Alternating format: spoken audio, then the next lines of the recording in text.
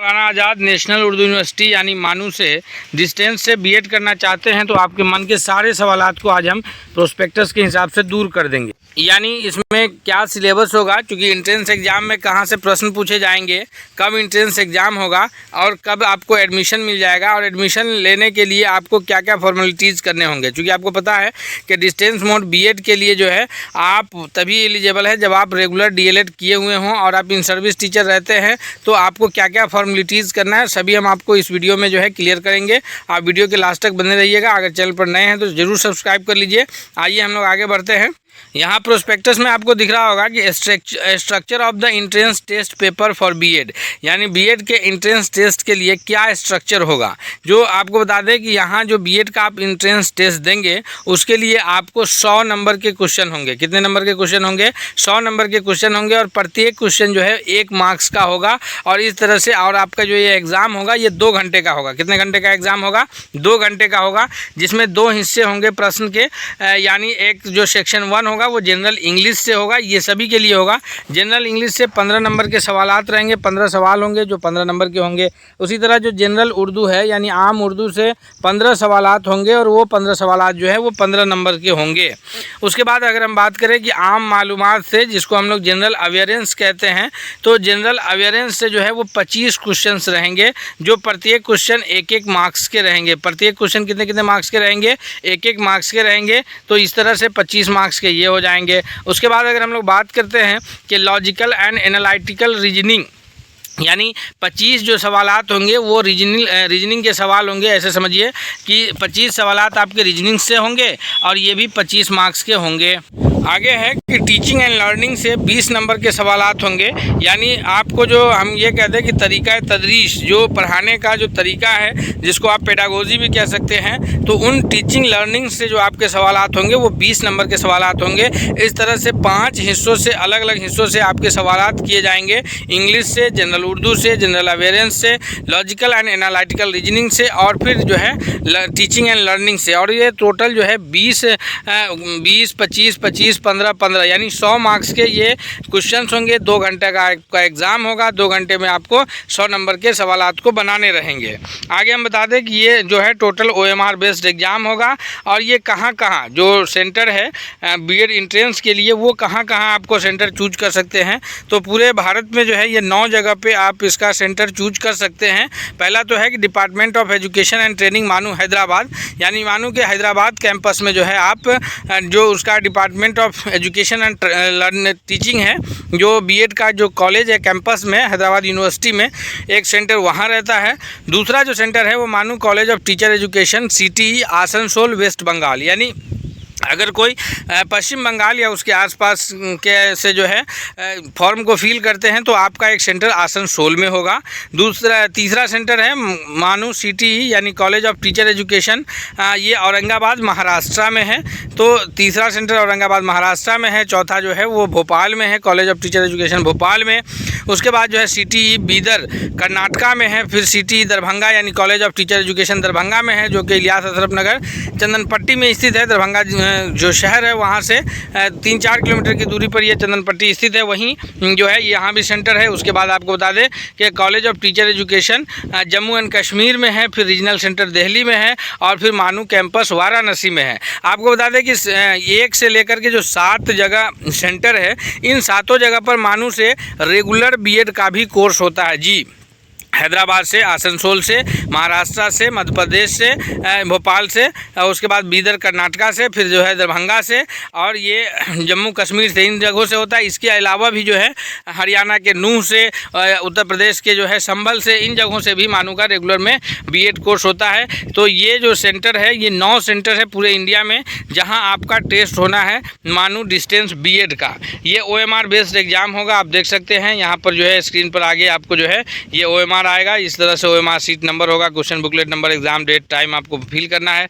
ये hall ticket number वगैरह आपका उस पर ये पेस्ट रहेगा। आपको ये 100 मार्क्स के एग्जाम्स होंगे और 100 मार्क्स में आपको जो है प्रत्येक 1 मार्क्स का पेपर हो, 1 मार्क्स का एक क्वेश्चन होगा। उसके बाद जो है जब आप ये OMR के लिए जो है कुछ हिदायत हैं उम्मीदवार दिए गए बॉक्स में, ये बताइए। आप OMR के हिदायत को जानने की कोई ज़रूरत नहीं है।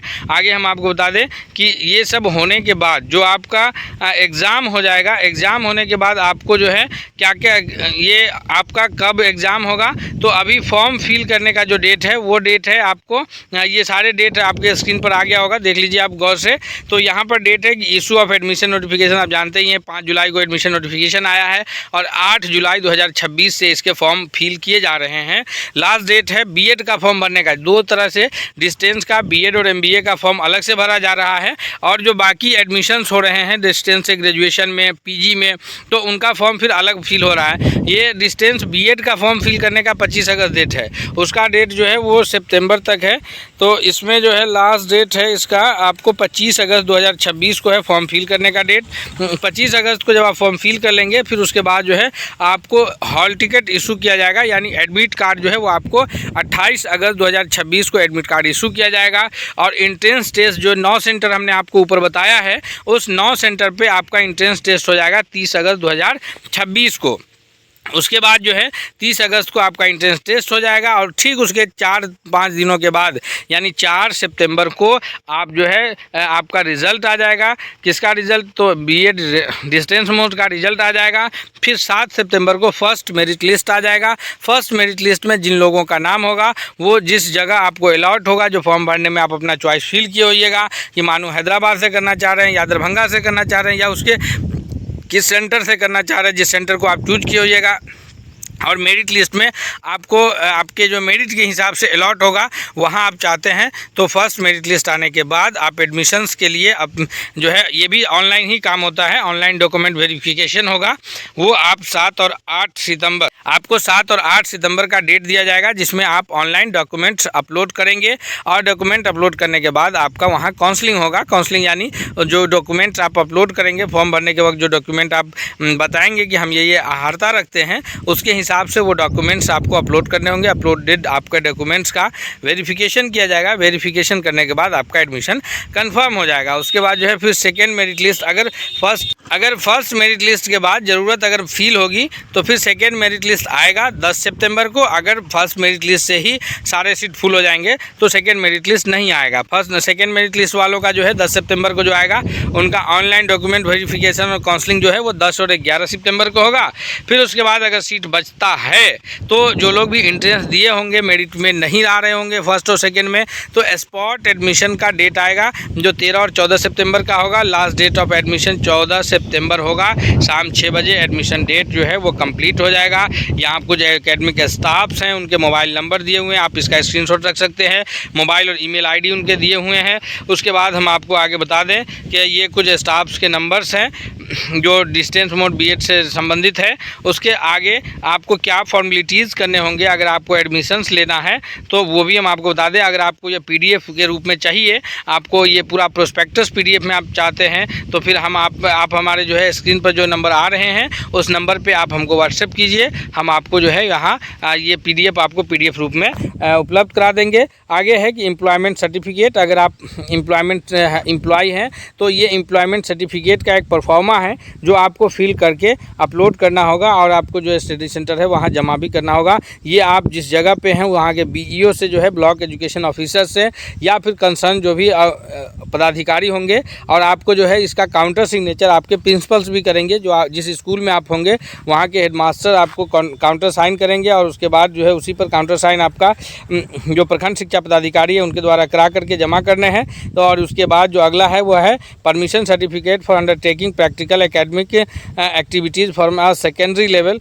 तो ये परमिशन सर्टिफिकेट है, उसका भी ये परफॉर्मा यहाँ प्रोस्पेक्टस में ही दे रखा है। अगर ये सब आपको डिटेल्स में चाहिए तो आप हमारे दिए गए नंबर पे मैसेज कीजिए, हम आपको उपलब्ध कराएंगे। हम आगे जो है बीएड का जो डिस्टेंस मोड बीएड है उसका प्रीवियस ईयर क्वेश्चंस भी आपको करा देंगे और इसकी तैयारी भी आपको हम बेहतरीन ढंग से करा देंगे। अगर आप चैनल पर नए हैं तो प्लीज़ सब्सक्राइब कर लीजिए और बेल आइकन को प्रेस कीजिए। और किसी भी तरह की कोई भी क्वेरी है तो आपके स्क्रीन पर जो नंबर है उस पर आप स्क्रीन पर के नंबर पर आप व्हाट्सएप कीजिए, हम आपको सारी जानकारी उपलब्ध कराएंगे। हम मिलते हैं अगले नए अपडेट के साथ, तब तक के लिए बहुत बहुत धन्यवाद।